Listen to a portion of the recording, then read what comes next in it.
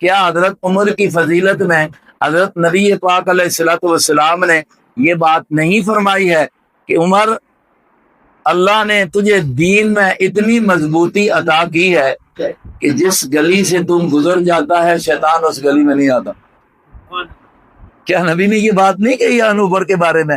اور اتنا عظیم آدمی کہ جس کی دنیا پر حکومت 22 لاکھ مربع پر قائم ہوئی اسلامی حکومت، نہیں کیا گیا مسجد مصلی رسول، ممبر رسول کے پاس مصلی رسول پر کس حالت میں؟ نماز پڑھتے پڑھتے نماز۔ اور پھر آپ نے یہ بھی پڑھا ہوگا اور سنا ہوگا، نہیں تو یہ سن لیں اور ذہن میں بٹھائیں، نماز کی اہمیت ان کے ہاں کتنی تھی۔ حضرت فاروق اعظم رضی اللہ تعالیٰ عنہ جس وقت ان کو خنجر مارا گیا نا، تڑپ کے گر گئے، لیکن نماز شروع کر چکے تھے۔ حضرت عبد الرحمن بن عوف کو فوراً کہا کہ نماز مکمل کرو، نماز مکمل کرو۔ نماز کی فکر اس حالت میں بھی ہے کہ آپ خون کے اندر لت پت پڑے ہوئے ہیں، لیکن نماز کی فکر ہے۔ یہی وہ عمر ہے جس وقت حکومت قائم ہوئی نا، تو دوسرے صوبے والے گورنروں کو اور وزیر اعلیٰ جو ہوتے ہیں ان کو یہ خط لکھا تھا۔ اس خط میں یہ بات لکھی تھی کہ سب سے زیادہ تمہیں میں حکم کرتا ہوں کہ خیال کرنا نماز کا، اس لیے اگر تم نماز کی پابندی کرو گے تو باقی چیزوں کا بھی خیال کرو گے، اگر تم نماز کو ضائع کرنے والے ہوگے تو پھر تم اور چیزوں کو بھی کیا کرو گے؟ ضائع کرو گے۔ اب ایسا حاکم اللہ نصیب فرمائے نا کہ وہ بھی حکومت وقت کا بادشاہ ہو، 22 لاکھ مربع کا بادشاہ ہو اور مصلی رسول پر نماز بھی پڑھاتا ہو، کہ یہ لوگوں کو اللہ نے شہادت دی ہے، اور شہادت انہوں نے مانگی ہے، شہادت انہوں نے۔ حضرت فاروق اعظم رضی اللہ تعالیٰ عنہ کی دعاؤں میں یہ دعا آتی ہے، فرماتے ہیں اللہم انی اسألک شہادتا فی سبیلک ووفاتا فی بلد رسولک۔ اے اللہ، میں تجھ سے مانگتا ہوں کہ مجھے موت شہادت نصیب فرمانا، اے اللہ ساتھ ساتھ مدینہ الرسول کی موت نصیب فرمانا۔ دو باتیں مانگی۔ اب یہ دعا جب کی نا تو کچھ صحابہ اس پر حیران تھے کہ عجیب بات ہے کہ کہتا ہے اللہ شہادت بھی دے اور مدینہ میں دے، شہادت تو وہ میدان لگے گا، مدینہ میں تو جنگ نہیں ہوگی، کہیں باہر ہونی چاہیے، اور یہ عجیب دعا ہے۔ اللہ نے دعا کو قبول کیا کہ نہ کیا؟ شہادت بھی ہوئی، جس وقت گرے نا نماز مکمل ہو گئی، اٹھے تو لوگ جس وقت آ کر ارد گرد ہوئے، فرمایا یہ بتاؤ کہ یہ میرے کو حملہ کیا کس نے ہے؟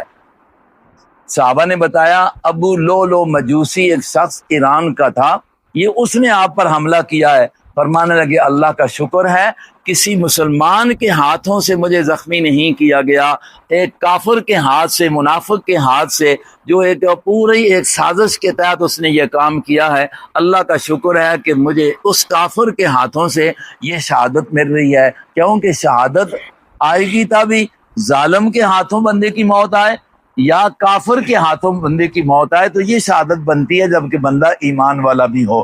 تو نبی نے شہادت کی موت تو ان کو پہلے سے دی ہوئی تھی، اور آپ کو پتا ہے کہ یہ عظیم لوگ تھے۔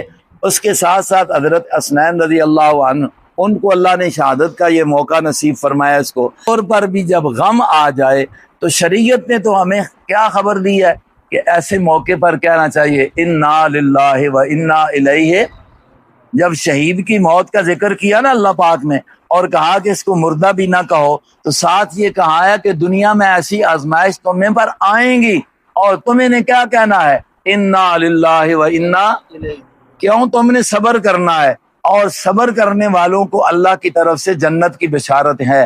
فرمایا ایسے لوگ جو ایسے موقع پر صبر کرتے ہیں، اولئک علیہم صلوات من ربہم ورحمہ، رب کی طرف سے ان پر درود بھی آتے ہیں، یعنی اللہ کی رحمتیں بھی آتی ہیں، اللہ کی طرف سے بخششیں بھی آتی ہیں، رحمت بھی آتی ہے جو صبر کرتے ہیں۔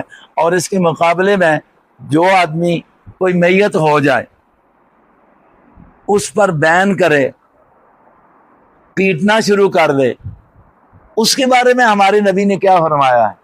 آپ نے حدیث سنی ہوگی، یقیناً نہیں سنی ہے تو سن لیں۔ صحیح مسلم کی حدیث ہے، نبی پاک صلی اللہ علیہ وسلم نے فرمایا من ضرب الحدود وشق الجیوب ودعا بدعوى الجاہلیت فلیس منا، جو آدمی غم کے موقع پر اپنے منہ پر مارتا ہے، پیٹتا ہے، اپنے کپڑے پھاڑتا ہے، زبان سے ادھر ادھر کی باتیں نکالتا ہے جو زمانہ جاہلیت کی ہیں، اسلامی ماحول کی نہیں ہے، اللہ کا پاک پیغمبر فرماتا ہے سن لو فلیس منا، اس کا میرے ساتھ کوئی تعلق۔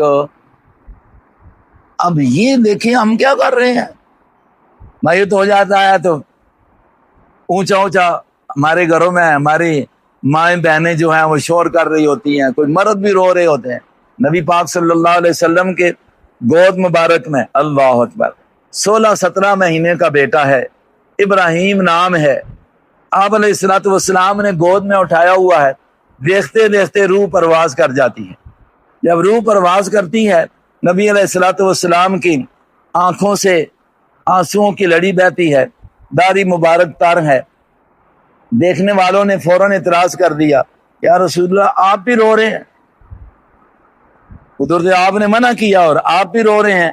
حضور علیہ الصلوۃ والسلام نے فرمایا یا ابراہیم انی بفراقک لمحزون، تیری جدائی میں بڑا غمگین ہوں، لیکن میں زبان سے کوئی ایسی بات نہیں کروں گا کہ جس سے میرا رب ناراض ہو جائے۔ ہاں جو دل ہے غمگین ہے، اس غم کا اظہار آنکھوں کے آنسوؤں سے ہو رہا ہے اور یہ میرے بس میں نہیں ہے، اس پر اللہ کی گرفت بھی نہیں ہے۔ گرفت مارنا، شور کرنا، تو آج اس کو مذہب بنا لیا گیا۔ یہ شہادت ہے، یہ رونے کے لیے نہیں آئی ہے اب رویا جائے۔ استاد محترم فرماتے تھے نا ہمارا ابتباد ہے کاکول، وہاں پر فوجی ایریا ہے، کاکول مشہور ہے، فوجی وہاں پر ٹرینوں کے لیے بھی جاتے ہیں، تو وہاں پر انگریز کو آئے نا سیاح، ان کا کام ہے پھرنا چلنا، تو ان دنوں میں دیکھا تو وہاں پر کچھ یہ ہو رہا تھا رو رہے تھے، پیٹ رہے تھے۔ اس نے انگریز نے پوچھا یہ کیا ہے؟ کسی نے کہا جی کہ حضور کے نواسے کی شہادت ہوئی ہے اور یہ اس کا غم منا رہے ہیں۔ انہوں نے کہا پھر جنازہ بھی مسلمانوں میں ہے، کب ہوگا، ہم بھی شریک ہو جائے۔ کسی نے کہا جی نہیں، تو وہ تو شہادت آج سے 1400 سال پہلے ہوئی ہے۔ انہوں نے کہا آپ کے ملک کا پھر یہ مراسلاتی نظام بڑا کمزور ہے کہ اب آپ کو خبر ملی ہے۔ یہ عجیب مطلبیہ ہے کہ مذہب ہے، اور ہمارا مسلمان عقیدے کا کمزور جو ہے وہ کچھ کرنے لگ گیا ہے۔ ہمیں افسوس اس بات پر ہے، اگر امام حسین والا کام کرنا ہے، اس شخص نے جان تو قربان کر دیا لیکن اس حالت میں بھی نماز نہیں چھوڑی، جان قربان کر دیا، اس حالت میں بھی قرآن اس کو نہیں چھوڑا جو محمد الرسول اللہ پر نازل ہوا تھا، اسی قرآن کو پڑھتے پڑھتے چلے گئے، اسی قرآن پر عمل کرتے کرتے چلے گئے، دنیا کو چھوڑ دیا، تبھی تو مقام شہادت پایا ہے۔ ہمیں یقین ہے وہ جنت کے سردار ہیں، اللہ رب العزت نے ان کو جنت کے جو نوجوانوں کی سرداری نصیب فرمائی ہے۔ لا تحسبن الذین قتلوا فی سبیل اللہ امواتا، او دنیا والو جو اللہ کے راستے میں دین کی سربلندی کے لیے شہید ہو گیا، مارا گیا ہے، اس کو مردہ بھی تصور نہ کرو، بل احیاء، بلکہ وہ تو زندہ ہیں، عند ربہم یرزقون، وہ اپنے رب کے پاس رزق پاتے ہیں۔ جناب نبی پاک صلی اللہ علیہ وسلم نے فرمایا، قرآن کی آیت کی تشریح کرتے ہوئے صحیح مسلم کے اندر حدیث آتی ہے، آپ علیہ السلام نے فرمایا ان کو اللہ رزق دے رہا ہے، اللہ تبارک و تعالیٰ کے ہاں وہ زندہ ہیں۔ کس طرح اللہ ان شہیدوں کے روح جب جسموں سے جدا ہو جاتے ہیں، اللہ پاک ان کو جنت کے سبز پرندوں میں بٹھا دیتے ہیں۔ کہاں؟ جندوں میں، جنت میں، جنت کے سبز پرندوں میں بٹھا دیتے ہیں، اور حضور فرماتے ہیں کہ وہ ان کے ذریعے اڑتے ہیں، کھاتے ہیں، پیتے ہیں، جنت کی نعمتیں حاصل کرتے ہیں، حیث شاء، جہاں بھی چاہیں وہ جا سکتے ہیں۔ جنت کے اندر اور پھر رات کو آ کر عرش کی کنادیل کے ساتھ وہ رہ کر اپنے مزے اڑاتے ہیں. یہ اللہ نے ان کو زندگی عطا کی ہوئی ہے, وہ جنت میں سیر کر رہے ہوتے ہیں, اس لیے ان کو مردہ بھی نہ کہو. اور یہ کرتے ہیں ہائے جی ہائے جی. وہ خدا کے بندو, شہادت کی موت تو اتنی عظیم موت ہے, فاروق اعظم نے بھی مطالبہ کیا نا, اللہ مجھے موت کی کون سی نصیب فرما.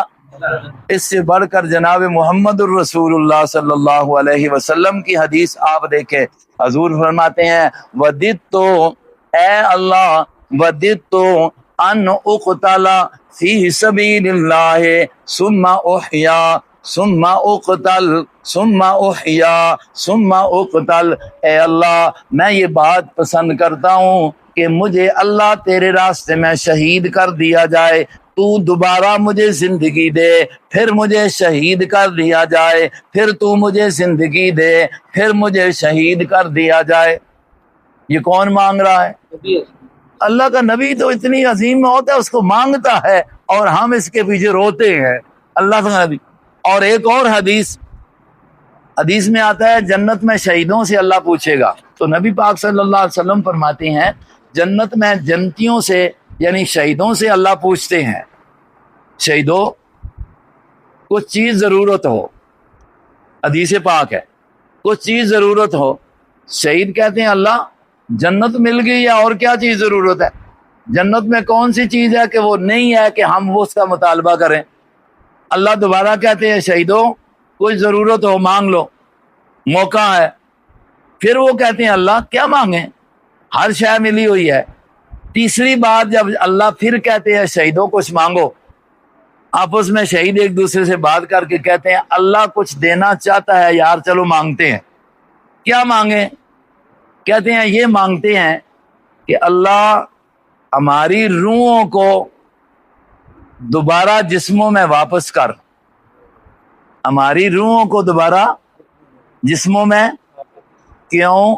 اس لیے اللہ تاکہ ہم دوبارہ وہ شہادت کا مزہ پا لیں. جو مزہ اس وقت آیا تھا جب ہمارے تلوار جسم پر چلی تھی, تیر لگا تھا, وہ مزہ اب جنت میں بھی نہیں ہے. اللہ پھر ہمیں یہ موقع نصیب فرما. یہ وہ مانگتے ہیں جو اتنی عظیم موت, اتنی عظیم شہادت کی نعمت ہو. تو اب اس کو ہم نے کیا بنا رکھا ہے, ایک مطلب ایک کھلونا بنا دیا اور ایک اپنی طرف سے مذہب بنا کر اس کو پا لیا.